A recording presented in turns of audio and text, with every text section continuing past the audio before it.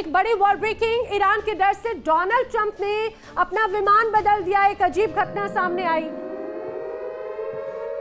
दरअसल Donald Trump को लेकर वॉशिंगटन ने किया है एक बहुत बड़ा दावा। अब वॉशिंगटन के इस दावे के अनुसार डोनाल्ड ट्रंप फूड ट्रक में छिपकर मिलिट्री जेट तक पहुंचे और उस मिलिट्री जेट से उसके बाद में फिर वो रवाना हुए। लेकिन डोनाल्ड ट्रंप के मन में बड़ा डर था। तुर्की से डोनाल्ड ट्रंप ने एक तरह से सीक्रेट फ्लाइट ली और एयरफोर्स वन की जगह दूसरे विमान से सफर करने पर मजबूर हो गए।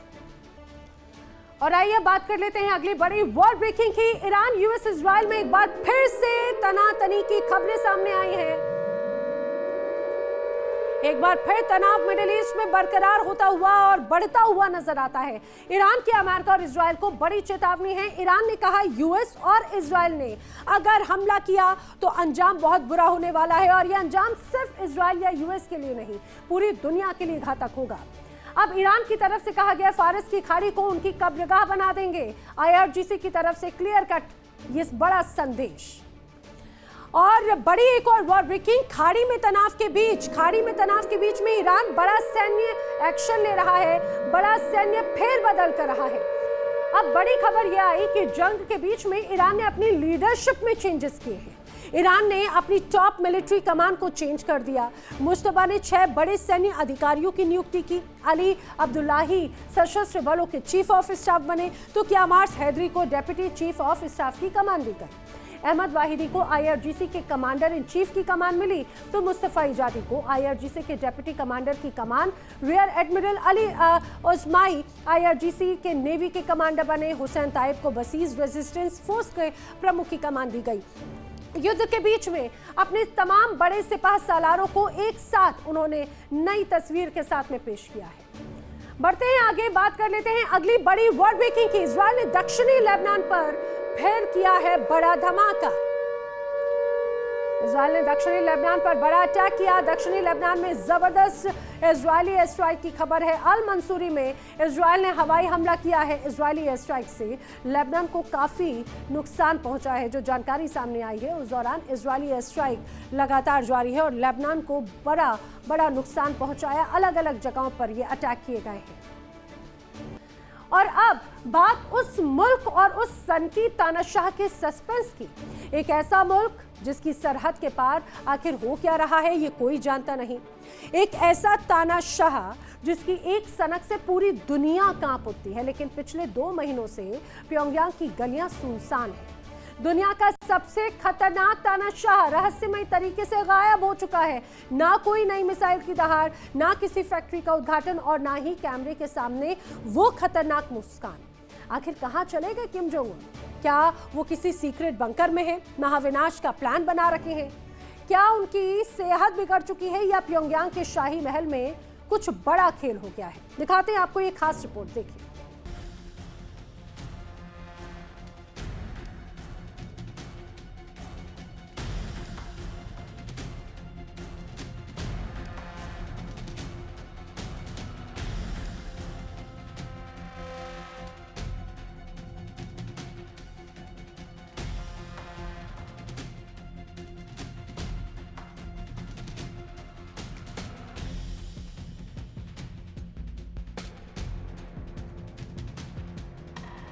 नॉर्थ कोरिया का इतिहास गवाह है, किम जोंग उन कभी अपनी मौजूदगी का ढिढोरा पीटने का कोई मौका नहीं छोड़ते।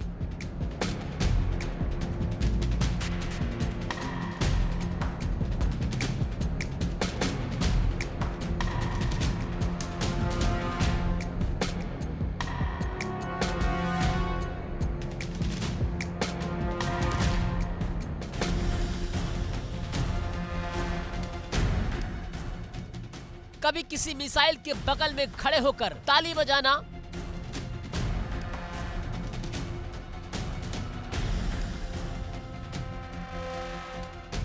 कभी सेना के जवानों को आदेश देना,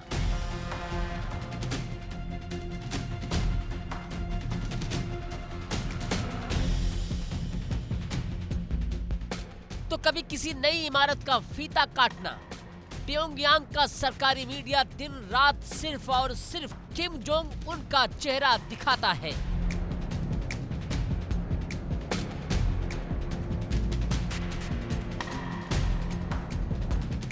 लेकिन तारीख थी 9 जून। यही वो आखिरी दिन था जब दुनिया ने किम जोंग उन को आखिरी बार देखा था। चीन से आए अपने समकक्षों के साथ किम हंसते हुए पोज देते नजर आए और फिर उसके बाद मानो किम जोंग उन जमीन में समा गए या आसमान निगल गया।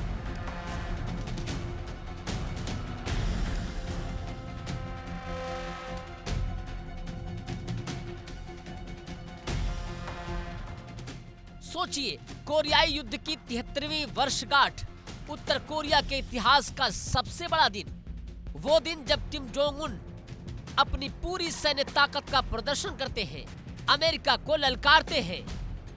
उस ऐतिहासिक मौके पर भी किम जोंग उन मंच पर नजर नहीं आए। प्योंगयांग के सबसे बड़े परेड ग्राउंड में किम की कुर्सी खाली रही।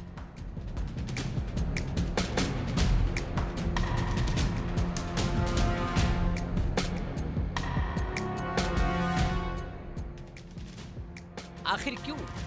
रहस्य सिर्फ इतना ही नहीं, रहस्य इस बात से और गहरा जाता है कि उत्तर कोरिया में एक के बाद एक बड़े बड़े असरकारी कार्यक्रम हुए। प्योंगयांग के प्रतिष्ठित Kim Jong Thae electric locomotive complex का हाई प्रोफाइल सुपरविजन हुआ, लेकिन किम नजर नहीं आए। वहां पहुंचे प्रधानमंत्री पाक थाई सोंग। नामपो में बच्चों के लिए बनाए गए आलीशान स्कूल चिल्ड्रन पैलेस का जश्न मनाया गया। बच्चों की तालियां गूंजती रही, लेकिन उन तालियों को सुनने वाला सुपर बॉस गायब था।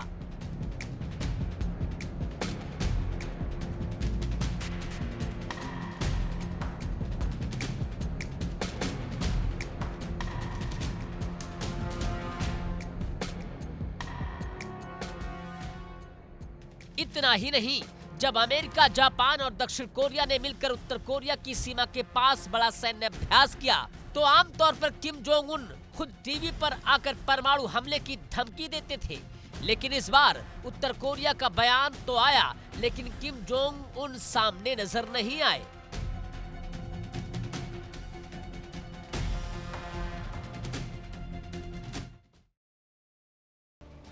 और आइए बात कर लेते हैं अगली बड़ी वॉर ब्रेकिंग की समय की बड़ी खबर। यूक्रेन के राष्ट्रपति व्लादिमीर ज़ेलेंस्की से जुड़ी हुई बड़ा दावा।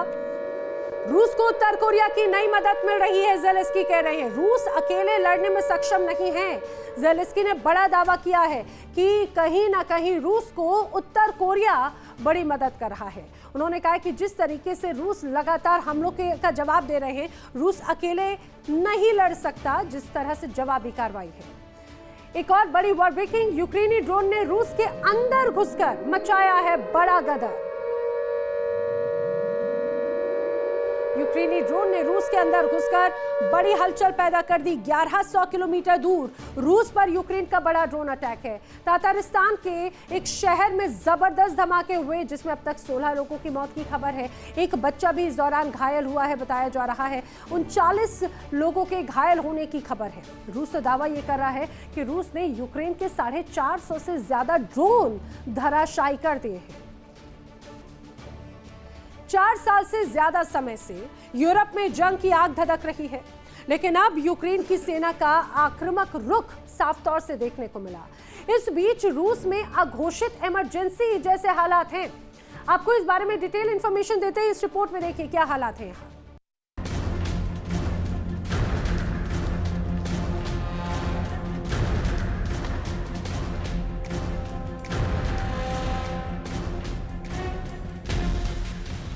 रूस और यूक्रेन के बीच जंग अब ज्यादा भीषण होती जा रही है।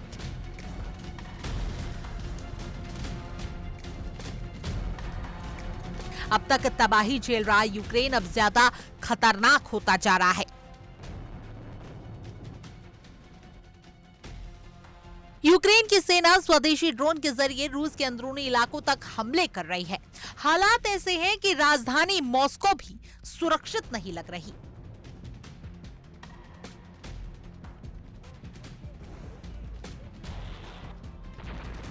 यूक्रेन के जवानों ने रूस के अंदर एक बड़ा ड्रोन हमला किया। तातारस्तान में प्रशासन के मुताबिक हमले में कम से कम 13 लोगों की मौत हो गई।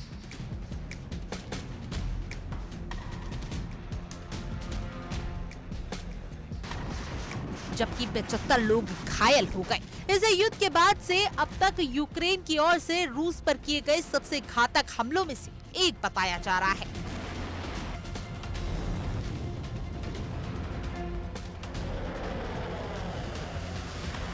बताया जा रहा है कि यूक्रेन ने सीमा से करीब 1000 किलोमीटर अंदर मौजूद तातारस्तान पर हमला किया।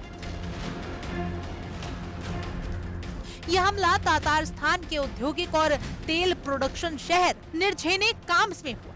हमले के बाद इलाके में धुएं का गुबार दिखाई दिया।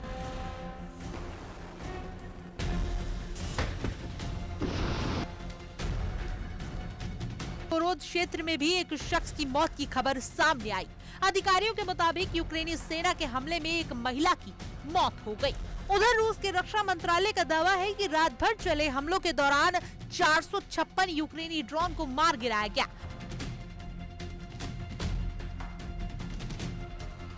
हालांकि मंत्रालय की ओर से अपने टारगेट तक पहुंचने वाले ड्रोन की तादाद नहीं बताई गई। इसी बीच रूस ने भी यूक्रेन पर बड़ा ड्रोन हमला किया।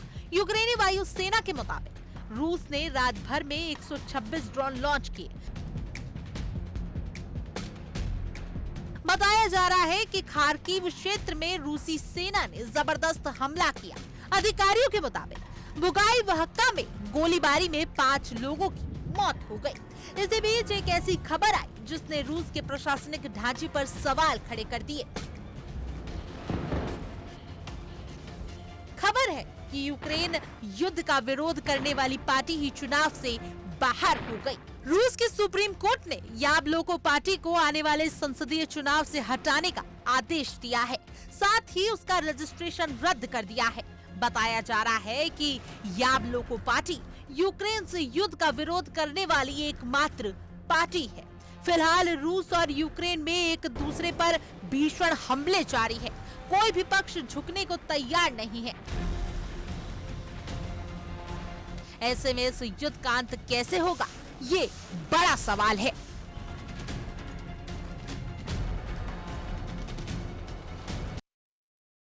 देखिए इंडिया डेली 24/7 अब आपकी स्मार्ट टीवी पर। इंडिया डेली मौजूद है सभी डिजिटल प्लेटफॉर्म पर लाइव और लगातार। इंडिया डेली 24/7 हर दिन राष्ट्र को समर्पित।